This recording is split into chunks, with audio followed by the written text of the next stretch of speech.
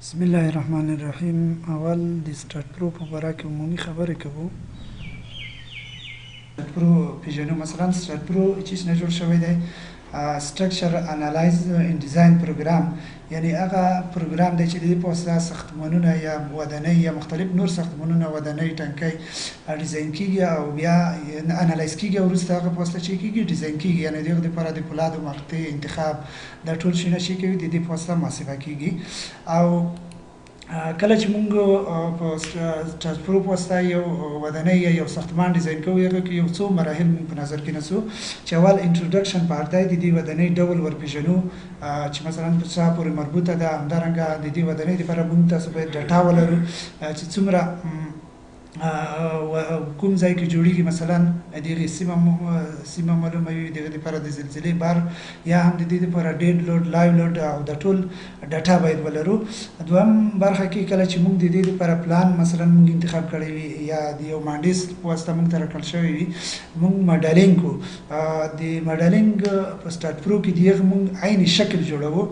چې دغه درې بودی شکل لکه عین ودانه موږ کله چې کنکریټو کې یو پریم ډیزاین کوو یوازې 2D شکل موږ ډیزاین کوو، خو په سټارټ پرو په واسطه موږ کولی شو عین شکل د ودانۍ جوړ کړو او 3D شکل چې کو انالایز کو او دغه په واسطه ډیزاین کو. او په دریمه مرحله کې د دې لپاره اساینینګ مټیریال پراپرټي ورپېژندل کیږي چې کوم مواد څخه جوړیږي، کنکریټ څخه جوړیږي یا پولادي مقطع موږ ورته انتخابوو یا کمپوزیټ سټرکچر جوړیږي مرکب ساختمان. او بیا د دې څخه وروسته یا د دې سره په څنګ کې موږ مقطع هم ورپېژنو، د مقطع ابعاد مستطیلي مقطع مثلا موږ انتخابوو یا نور.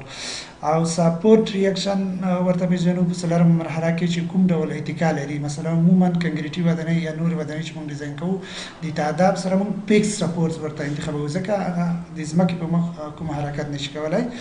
او پنځمه مرحله کې لوډ ورپېژنو چې کوم بارونه دي، مثلا ډیډ لوډ لای لوډ سیلف هیټ دی، او همدارنګه د سره په څنګ کې ارتکویک لوډ دی یا وینډ لوډ دی، یا هم په نورو ساختمانونو باندې مختلف بارونه وي لکه پور باندې امپاکټ لوډ وي، بریک لوډ وي، مختلف بارونه په دې باندې پېژندل کیږي. او په شپږمه مرحله کې موږ هغه لومړنی انالایز کوو چې موږ وګورو چې په دې کې کوم وارنینګ یې موږ ته راکړی دی یا کوم ایرور کې موجود دی یا نشته. کله چې په دې کې ایرور نه وو، کومې غلطۍ نه وي رامنځته شوي، نو موږ کولی شو د دې ته ډیزاین پارامترونه ورپېژنو. کله چې ډیزاین پارامترونه وپېژندل موږ کولی شو ساختمان یا ودانۍ چې کو ډیزاین کوو، د هغې لپاره هغه ریزلټ په لاس راوړو. اوس راځو د پیل څخه. اول کله چې موږ سټارټ پرو پروګرام خلاص کو او دغه صفحه موږ ته خلاصوي، په دې صفحه کې مثلا اوپن پروجیکټ د دې په واسطه موږ کولی شو نوي پروجیکټ خلاص کو. او اوپن پروجیکټ پخوانی کومې پروژې چې موږ دلته ساتلې دي په کمپیوټر کې کوم فولډر کې موږ کولی شو ځای څخه خلاص کو، او یا د ویب سایټ څخه چې کوم موږ د انټرنیټ سره کنیکټ وو دې ځای څخه خلاصولی شو. او کنفیګریشن کې موږ د دې سیټینګ کولی شو. مثلا په دې کې څو مهم شیان دي چې اول د دې لپاره موږ چې وغواړو د کوم کوډونه چې موږ په ډیزاین کې ترې استفاده کوو د ساختمان لپاره کوم کوډو څخه چې موږ استفاده کوو، یا مثلا د پولادو لپاره کوم کوډ دی یا د کنکریټ لپاره کوم کوډونه دي، امریکن کوډ دی، د سره په څنګ کې انډین کوډونه هم شته، مثلا IS 800 د پولاد لپاره انډین کوډ دی، یا د نور مختلفو هیوادونو بینالمللي کوډونه موږ کولی شو دلته چې کو تغییر کو. که چیرې وغواړو چې په دې سافټویر کې وروسته یوازې دا کوډ په واسطه چې کوم ساختمان موږ ډیزاین کوو د دې کوډ په واسطه ډیزاین شي، او که چیرې ونه غواړو چې دلته تغییر کوو وروسته چې کله هغه ساختمان ډیزاین کوو ډیزاین مرحلې ته ځو هلته هم کوډ په تغییروی شو چې مثلا موږ وغواړو چې یو ودانۍ د انډین کوډ په واسطه ډیزاین کوو او بل شي د امریکن کوډ په واسطه ډیزاین کوو. او د دې په واسطه بیکګراوند کلر چینج کولی شو. او بل په دې کې چې دی مثلا د سیو آپشن دی،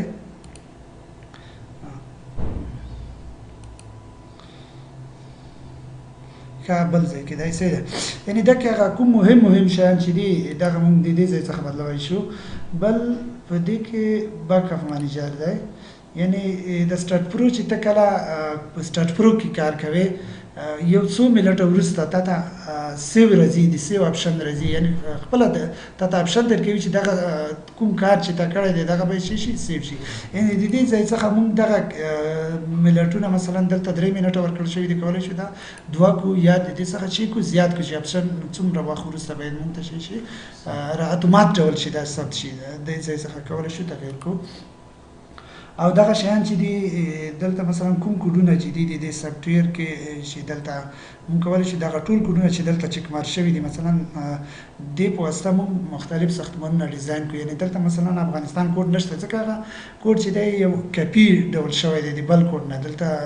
اساسي ډول کوډ نه لري چې د شرکت ولا یا د دې سافټویر ولا د هغه ته داخل کړی وي کنه نو دلته چې کوم کوډ مثلا موږ غواړو چې دا کوډ دی نوي کې یا د یوازې د انډین کوډ په دی یا د امریکن کوډ وي هغه کولی شو موږ چک مارک ترې لرې کړو او که ټولې مشکل نشته ځکه وروسته موږ کوم کوډ په واسطه کولی شو ډیزاین کړو هغه ډیزاین کوو اوس راځو اول نیو او دا ځای کې موږ وایو چې دلته کوم پروژې چې تا نږدې وخت کې کړې دي یا درته کوي دې ځای څخه ډایرکټ خلاصولی شي نیو پروجیکټ ته راځو عموما موږ دلته سپیس پرې انتخابوو ځکه که چېرې پلین انتخاب کو موږ یوازې پلین باندې که سپیس انتخاب کو هم پلین 2D شکل موږ جوړولی شو او که یوازې ګډر په شکل 1D شکل جوړوي هم جوړولی شي یعنی سپیس چې دی دا درایبودي شکل دی هر شکل موږ کولی شو د دې اپشن په واسطه جوړ کړو ضرور نه دی چې دا نور شي کو انتخاب کو که چېرې بیا یوازې ټرس ډیزاین کوي بیا کولی شي د ټرس کلیک وکړي او کچیر سپیس انتخاب کې بیا هم سترس مختلف نمونه الته یوز ویزر له مخه چې راوړل شي یعنی دغه عموما عام شکل دی چې هر ډول ساختمان جوړوي د دې په واسطه کولای شي تر استفاده وکړي دلته مثلا نوم ورکوو مثلا نوم ورکوو او دلته بل دا ځکه مهم شای چې دی یو خپل د سٹارټ پرو کوم ځای سٹارټ پرو ډاکومنت چې کوم ځای کې سیو کیږي یو ځای ته سیو کیږي دا شیان که چېرې ته وغواړې چې په یو ځانګړي فولډر کې سیو کړې یعنی ځانګړی فولډر ځکه مهم دی موږ چې یو ځای کې سیو کوو هغه کې موږ نه ګډوډ کیږي دا سٹارټ پرو چې کله کوم فایلونه موږ سیو کوو هلته نور فایلونه ورسره کریټ کیږي نو ښه خبره دا ده چې یو ځانګړی مثلا ډیسکټاپ نه موږ د دریم فولډر ورته انتخاب کړی دی په دې ځای کې موږ چې کوو سیو کوو او کلم چې دا انتخاب کړو دلته موږ کولی شو چې په تغییر کوو که چېرې موږ وغواړو چې بریټش میتود باندې کار وکړو پونډ هغه څخه بیا هغه انتخابولی شو عموما موږ چې میټر فاصله یا هغه په متر باندې اندازه کوو په دې سټارټ پرو کې که چېرې موږ ټکټ کې ملي متر باندې اندازه کړی یو کولی شو موږ چې کوو دلته متر ته واړوو او دلته کیلونیوټن کوم بارونه چې دي موږ ډېر لوډ لای لوډ هغه کوو موږ چې کوو کیلونیوټن باندې اندازه کوو او نیکسټ کلیک کوو په دې ځای کې موږ اډ بیم سلیکټ کوو ځکه که چېرې ته اډ پلیټ هغه کې ډایرکټ به تا اول چې کوم شی راځي هغه به ته پلیټ اډ کوې خو که چېرې اډ بیم کلیک کې عموما موږ تاسو اول پلان د ودانۍ جوړوو هلته د نظر د ودانۍ بیمونو ته سنټر ټو سنټر فاصله موږ کولی شو بیم په واسطه جوړ کړو او که اډ پلیټ کې مشکل نشته ځکه ولته بیا ته کولی شي اپشن د ټولبار څخه چې کې تغییر کې اډ بیم انتخاب کړي او کلم چې دی ځکه اډ بیم انتخاب کړو او وروسته بیا چې کوو فینیش کلیک کوو فینیش موږ ته دغه صفحه خلاصه شوه مخکې مو چې دغه صفحې دغه مینو بار دی دغه دې ته ټول بار وایي او دته مثلا ډاټا بار وایي او دغه عمومي صفحه ده او یعنی د دې مختلفو اپشنونه چې دلته موږ ته راکړل شوي دي د څخه په استفادې سره موږ کولی شو د دې څخه چې وکړو ګټه واخلو او دې برخه کې هغه کمنډونه چې موږ اډ کوو لکه بیم اډ کوو یا سلیکټ کوو کوم شیان مثلا نوډ سلیکټ کوي یا بیم سلیکټ کوي دې اپشن څخه کار اخلو یا هم پلیټ اډ کوي د دې ځای څخه موږ کولی شو چې کو انتخاب وکړو او یا عموما د دې ځای څخه موږ د یو ساختمان په کوم اساسي برخې چې دي مثلا یو ساختمان موږ ډیزاین کوو یا یو ودانۍ یا بل شی د دې ځای څخه چې کوو پیل کوو اول د دې لپاره سیټ اپ کوو مثلا دا ته کومه جاب ته دوهم جاب ده یا کوم نمبر چې لري یو بل پروژه دی کړی دی ته د شرکت کې د دوهم هغه د نمبر ورکول شي کلاینټ څوک دی مثلا سټوډنټ دی یا کوم مالک نوم ورکول شي چې چا پورې مربوط وي او همدارنګه دلته جاب نمبر ورکولای شي مثلا ځینې پروژې نمبرونه لري 002 یا سو همدارنګه ریفرنس ځینې نور شیان ورکولای شي مثلا افغان کنسټرکشن کمپنی چا پورې چې مربوط وي او دلته نوم ورکولای شي مثلا او دا چې چا په واسطه چې کیږي هغه نوم ورکولای شي مثلا زبیر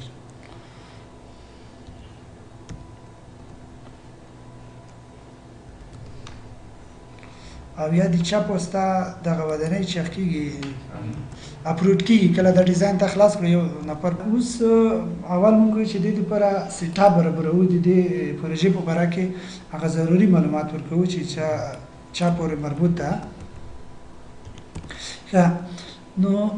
دا یوازې د پروژې پیژندګلوي ده کله چې د دې راپور جوړوي هغه ټول معلومات ته جدول په شکل درکوي ترڅو هغه خلک چې د پروژې چا پورې مربوط هلته شي وکړي امضا وکړي د په واسطه چې شي تایید شي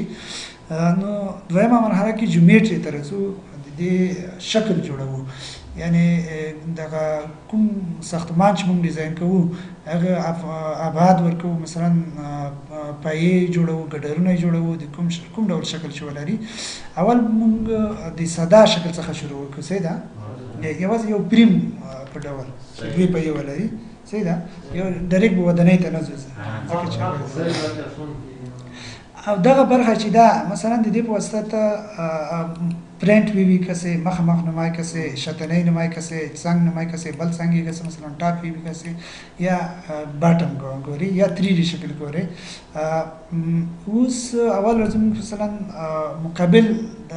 2D پریم جوړو مثلا کله چې 2D پریم جوړو مونږ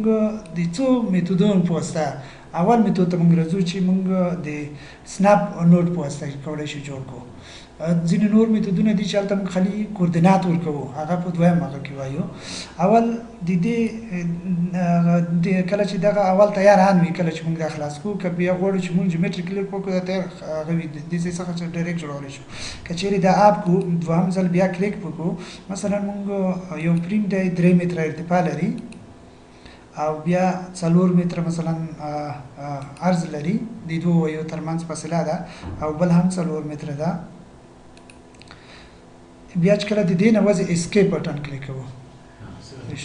او بیرته بیا په دې باندې کلیک کوو او دغه نور دوی پایې ور جوړوو بیا اسکیپ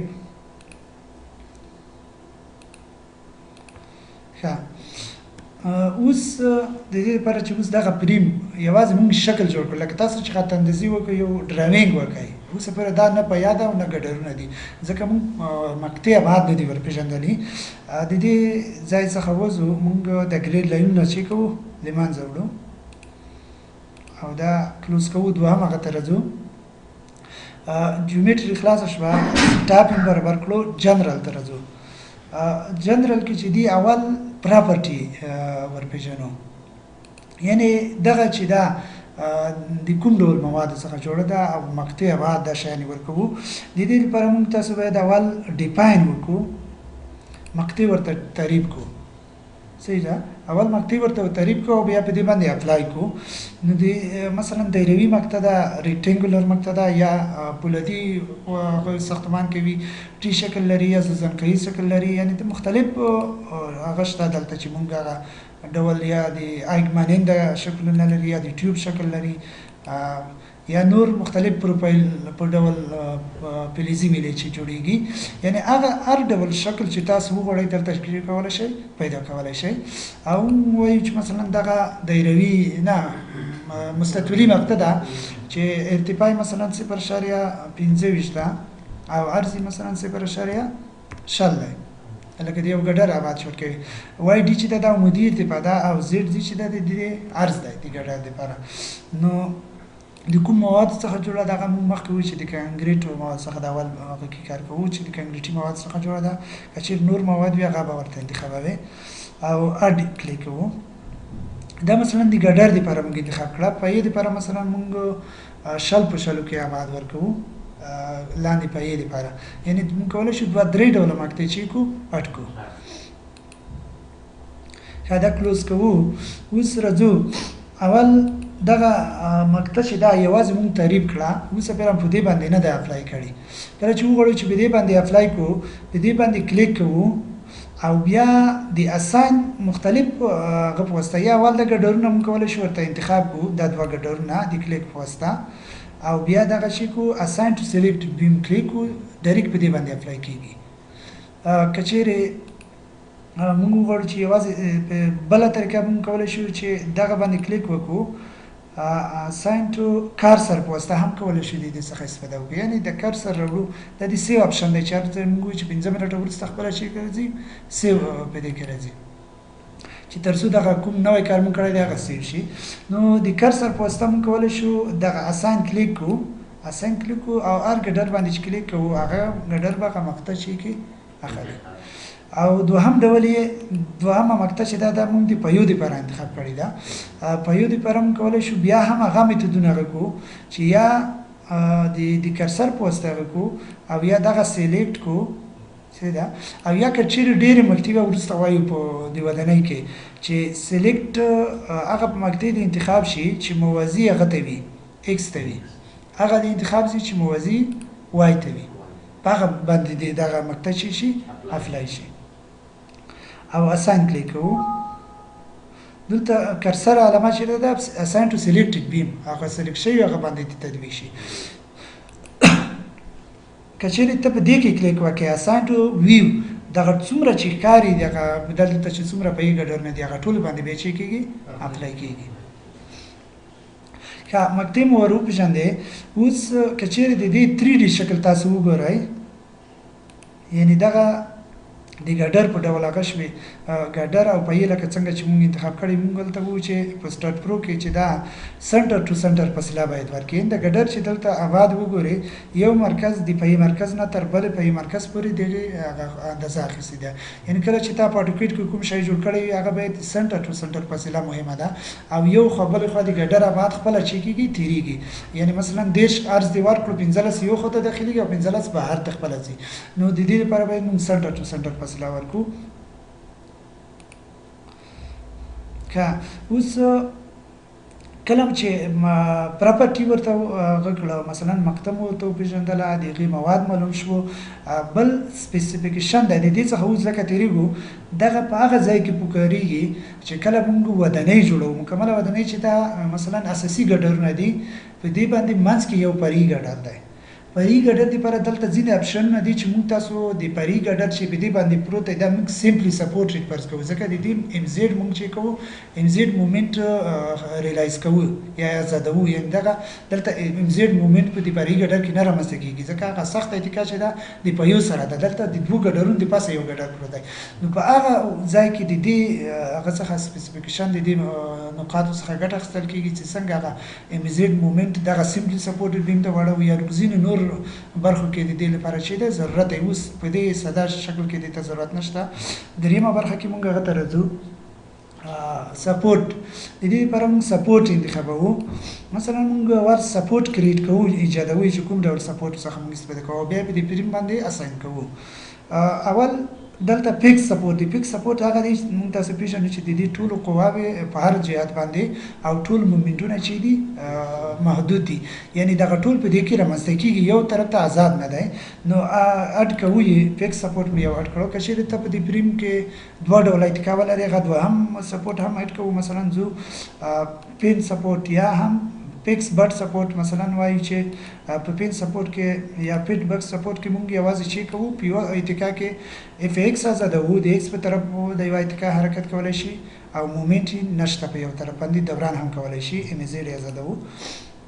او بیا راځو مثلا یو بل اتکا کوو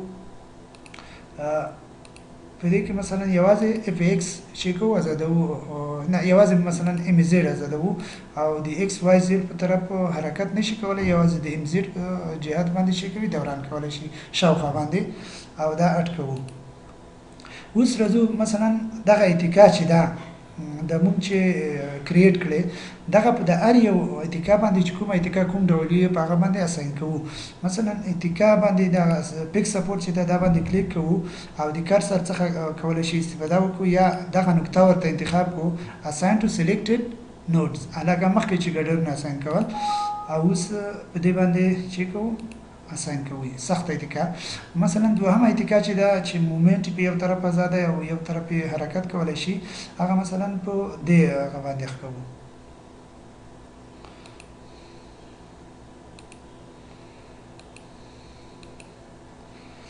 او دریم اتکا مثلا په دې بل اتکا په دې بل په بیخ باندې اساین کوو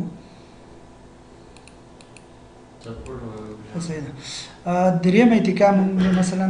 هغه اتکا چې یوازې ام زد په دې کې هغه ده په دې باندې اساین کوو او یعنی موږ په دریمه مرحله کې د جنرال په دریمه مرحله کې موږ چې کوو اتکا ورو پیژندلې او په څلورمه مرحله کې موږ د دې لپاره چې کوو لود ورته پیژنو او کله چې لودونه ورته تعریف کوو او بیا په دې پریم باندې چې کوو اساین کوو اوس اول د لود ډیفینیشن نه تیریږو ځکه اوس دلته موږ په دې پریم باندې سیزمیک لود یا ویند لود یا د سنو لود دا شی نه اپلای کوو یوازې موږ دا ساده شکل دی ډیر لود خپل وزن او کېدای شي که لایو لود هغه پاک کوو یعنې ځکه موږ اوس یوازې ساده پریم کوو نه ودنۍ ده او نه کوم پول دی نه بل شی دی او کله چې سیزمیک لود تریپو بیا په دې برخه کې کار کوو اوس لود کیسز کې موږ لودونه اډ کوو اول اډ کلیک کوو د دې لپاره موږ لومړني بارونه چې دي مثلا کوم بارونه دي په دې باندې اډ کوو د دې لپاره ډیر لود مثلا اډ کوو هغې ته نوم ورکوو چې اول نمبر دی مثلا دلته لیکو ډیر لود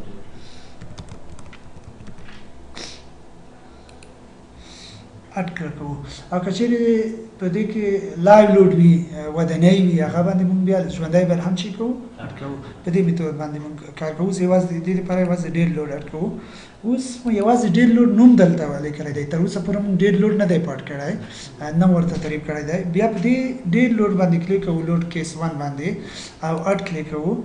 کله چې اډ کلیک کړو دلته مختلف وزنونه دي چې پاینټ لود دی شلی بار دی په ګډر باندې یا نور مختلف بارونه دي مومنټونه دي هغه کولی شي اډ کوو اوله برخه چې دا تر ټولو مهم چې دی ځکه سیلف ویټ موږ نه ورته محاسبه کوو هغه سیلف ویټ ډېر لود به خپله اخلي که دیوال د ګډر د پاسه پوس هغه وي مثلا دیوال وزن وي هغه ډېر لود باید موږ چې کوو په اپلای کو او سیلف لود کې موږ په وای جهت باندې منفي طرف باندې ځکه د وای جهت پورته چې دی مثبت سټارټ پرو کې او لاندې به چې وي منفي وي دلته دا علامه باید چې وي منفي یو فکتور وي ښه کله چې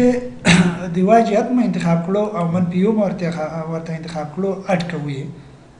یو تاین دلته اډ شو که چیرې دلته وګورو دلته سیلف ویټ چې شو اډ شو دوهم راځو ممبر لود په دې باندې اډ کوو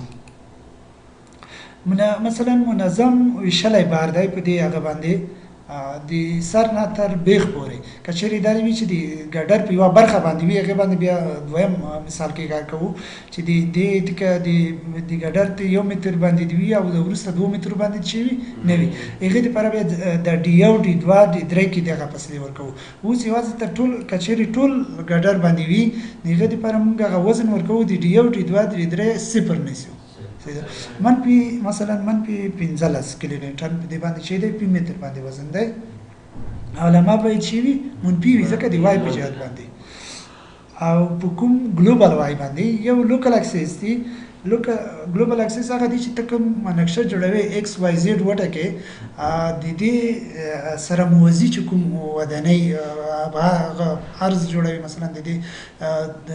ایکس په جهت باندې کوم اندازه ده د دې سره چې موازي وي که چیرې بیا په دې کې ځینې عنصر مایل وي کنه عنصر ځینې خاص عنصر لپاره چې بیا ته ایکس وای زیډ ټکې هغه ته به چې وي لوکل اکسس وایي او عموما چې تا ودنۍ چې ده باید ته یو درې محورونه چې وي ګلوبل اکسس لپاره چې کې جوړ کړي د ګلوبل وای اکسس په طرف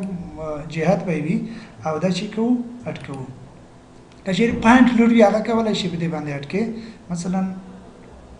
دغه ډیسټریبیوټ ممبر لود دی او که چیرې پاینټ لود وي نوډل لود صحیح ده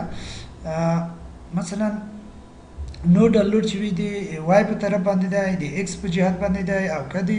زیډ په جهت باندې دی نو دې لپاره موږ کولی شو دلته عموما د پریم باندې مثلا د وای په جهت باندې هغه دی منفي 15 کیلو نیوټن په دې باندې چې دی وزن دی منفي 15 یا مومنت په دې باندې وي هغه کولای شي چې کې ورکړي او اډ کلیک کوو اوس د درې ډوله وزنونه موږ چې کړه تعریف کړه اوس په دې پریم باندې چې کوو اساین کوو سیل فیټ چې دی دا د په یو سره هم ارتباط لري ځکه یوازې ګډون نه دي سیل فیټ ټوټل هغه باندې موږ چې کوو اساین کوو مثلا اساین ټو ویو کې دلته راځو چې او اساین کلیک کوو یعنی کله چې دا ټول سلیکټ شو دا معنی چې د ټول واخیستو یعنی خپل وزن بچی کوي خپل محاسبه کوي او دوهم برخه ته راځو چې ممبر لوډ دی ممبر لوډ لپاره موږ یا د ګډرونه انتخابو او یا د کرسر په واسطه چې مخکې موږ چې یوز کرسر چې کوو په دې واسطه په دې باندې کلیک کوو او په دې باندې ممبر لوډ چې کوو اپلای کوو او بل پوینټ لوډ وو پوینټ لوډ هم په همدې ډول کولای شو د کوم نقطه باندې مثلا دلته پوینټ لوډ دی په دې باندې چې کوو پوینټ لوډ هغه کولای شو او کله چې دا سکیل لوړ موږ کولای شو دا سکیل چې کوو کم کوو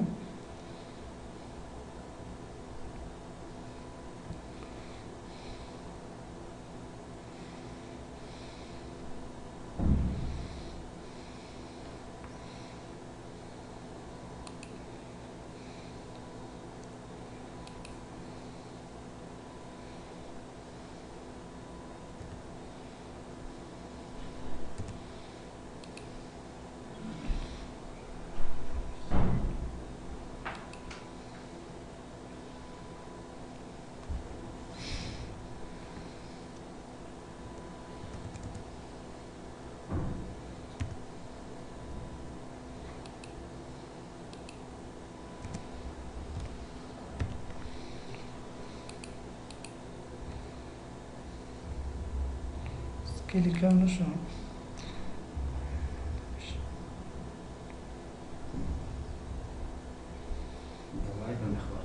دا لږ بالوړ کړو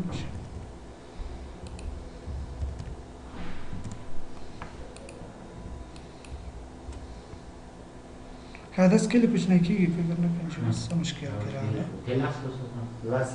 کوچنی وي که څه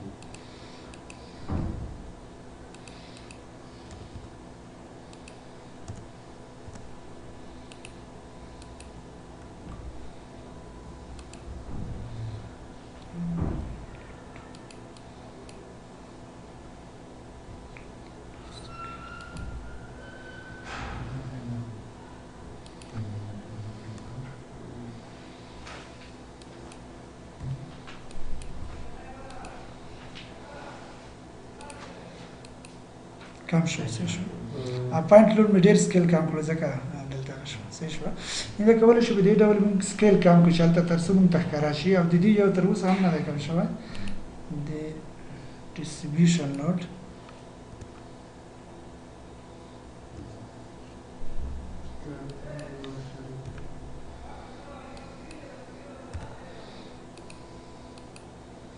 څه شو البته چې سکیل لوی کې دلته لوډ کم ښکاره شي که چېرې د سکیل بیا کوچنی کړو یا لوډ دلته سمحه کې نه زیږي نو لوډ مو په دې باندې اپلای کړو د لوډ څخه کله چې دغه ټول مرحلې مونږ طی کړې د دې څخه وروسته مونږ کولی شو چې کو انالایز کړو صحیح ده یعنې انالایز دپاره مونږ اټ انالایز ان فرنٹ بټن باندې کلیک کوو صحیح شوه او دا چې کو کله چې دا اپشن مونږ نوی اډ کړی مونږ نشو کولای دا چې کو انالایز کړو دلته راغلو مثلا پرپارم انالایز یعنی انالایز د اجرا شي او دغه اپشن د دې لپاره دی چې د کوم شیان چې تا د کومه ډاټا په دې باندې اخکړی ده دا د پرینټ شي او کنه دي شي یوازې رپورټ کې راشي او کته ته د پرینټ کې کوم ټول شیان راشي او که کم ځینې برخې راشي او که ته غواړې چې ټول شیان دې راشي دلته بیا آل کې کلیک کولی شي د دې لپاره ده اوس انالایز بټن باندې کلیک کوو انالایز منو ته ځو انالایز او بیا سیو وهو یعنی دلته چې کوم هغه مونږ انالایز کړو نه ایرور دلته نشته کې او نه کوم وارنینګ دی که چېرې وارنینګ وایي یوازې تا خبروي هلته کار غلط نه وي که چېرې تا ته وارنینګ درکړي یوازې ځینې ځایونو کې تا متوجه کوي چې تا د سلب وزن په ځینو برخو کې په دوه طرف باندې انتقال شوی دی یو طرف ته نه دی تللی یوازې تا ته ورنینګ درکوي ولته غلطي نه وي که چیرې ته په هغې باندې مطمئن وي هغې ورنینګ څخه چې کوي تېرېږي که چیرې ایرور درکړو بیا انالایز نه ترسره کېږي ته باید هغه ایرور اصلاح کړې او بیا وروسته بیا انالایز ترسره کړې د دې ځای څخه آوټپوټ ته تللی شي یا گو ټو پوسټ پروسیسینګ ته وروستۍ مرحلې ته تللی شي چې د دې مومنټونه دا شی کتل یا د دې اپشن پوسته او یا د دې پوسته یا په همدې ځای کې وغواړي چې دلته پاتې شي یا مثلا موږ ځو ریپورټ ته ځو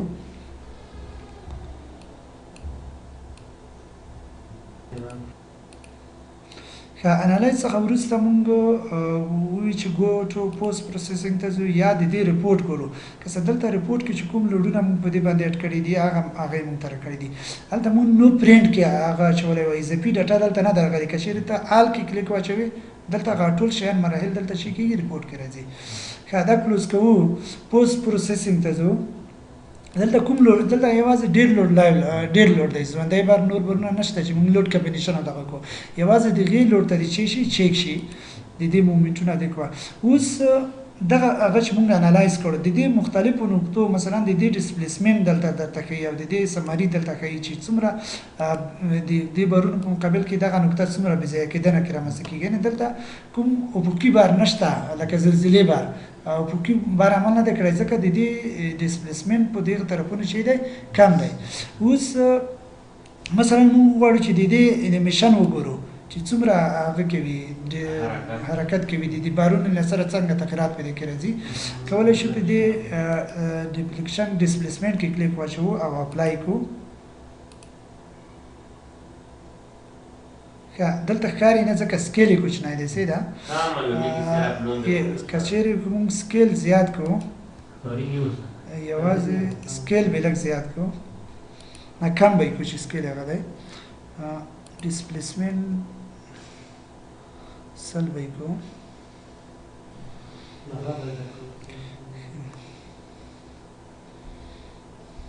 انیمیشن ته راځو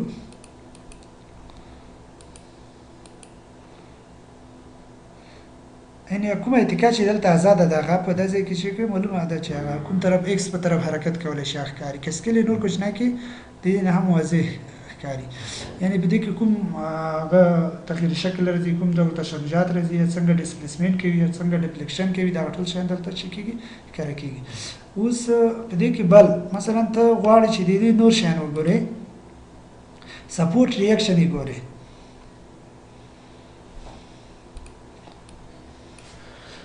سپورټ ریاکشن مثلا موږ د سپورټ ریاکشن باندې کلیک کوو دا ریپورټ دی وګوره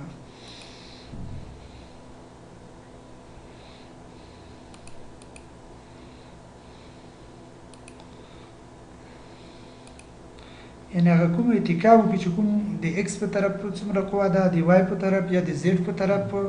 دغه ټول یا څومره بې ځایه کېدنه په دې کې یا څومره قوه رامنځته شوې یا څومره مومنټونه دي یا کوم طرف ام زیډ پرې دی دغه ټول قیمتونه دلته د دې ځای څخه چې کولی شي پیدا کولی شي یا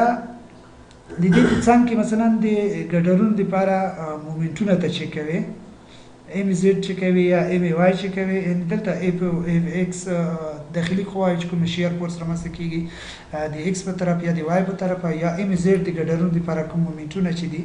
دغه ټول قیمتونه دلته چې کوي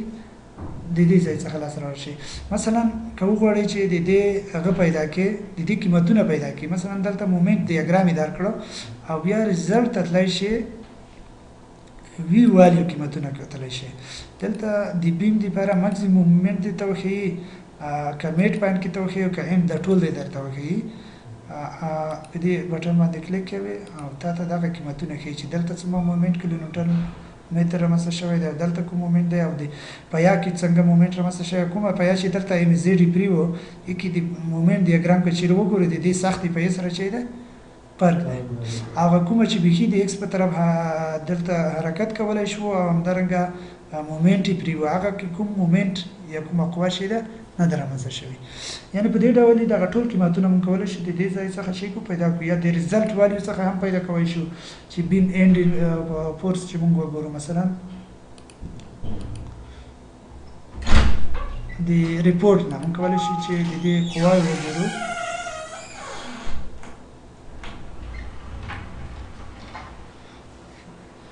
او ریپورت یې کولای شي په دې ډول جوړ کړي مثلا د انپوټ کې د کوم شی ته ریپورت کې راشي سیکشن د کې راشي د بیمونه نودونه چې کوم نودونه ته اټ کړي د ټول خصوصیات کې راشي که یوازې ځینې مهم شي مثلا تاسو بیمونه ور پیژندلی وو او ماتریال دی سیکشن دی ورته پیژندلی وو او مومنټو مثلا ماتریال دی ورته پیژندلی وو او د ځینې اتکاو دی ورته پیژندلی دا مهم شي یا لود کمبینیشن لودینګ چې تا ور کړی وو د دې په راپورټ کې راشي انپوټ چې تا پټ کړی وو او آوټپوټ کې د کوم شي راشي ډیسپلیسمنت درته وکړي یا د ډیسپلیسمنت سمری دی ته وکړي او یا هم مثلا اعظمي قواوی دې درته وکړي دیغه خلاصات ته وکړي مثلا چې کوم شي ته ضرورت ورته لري هغه ټول کولای شي په دې کې شي کې ماکسیمم موومنت درته وکړي او پرینټ یا د کې په واسطه کولای شي په دې ته واړوي اوس دا ریپورت ته دا درکړم مثلا د په دوه پیجو په واسطه دوه پیجونو کې ته کولای شي یو پیج ته واړوي نیکسټ پیج ګوري یا د دې هغه مثلا یو د غیلکس لکه چې یو پیج کې راشي چې کې راشي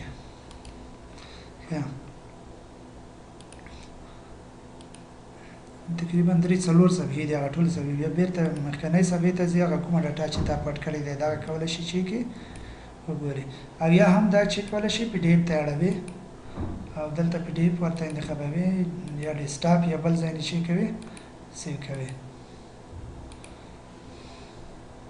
هغه راپورټ ته په دې ډول شي کو پی ډي اف ته واړول هغه کوم لوډ مود ته چې مثلا چې تاسو وګورئ چې د کوم لوډ ما په اپلای کړی دی د ټولو ډاټا ته ضرورت نه لري یوازې ته آوټپوټ ته ضرورت لري ریزلټ ته یوازې هغه مومنټونه راوبس هغه شیر پوس راوبس هغه د ټولو ډاټا چې دې کار نه دا ټول شاندار ته شي کوي بس یې کنه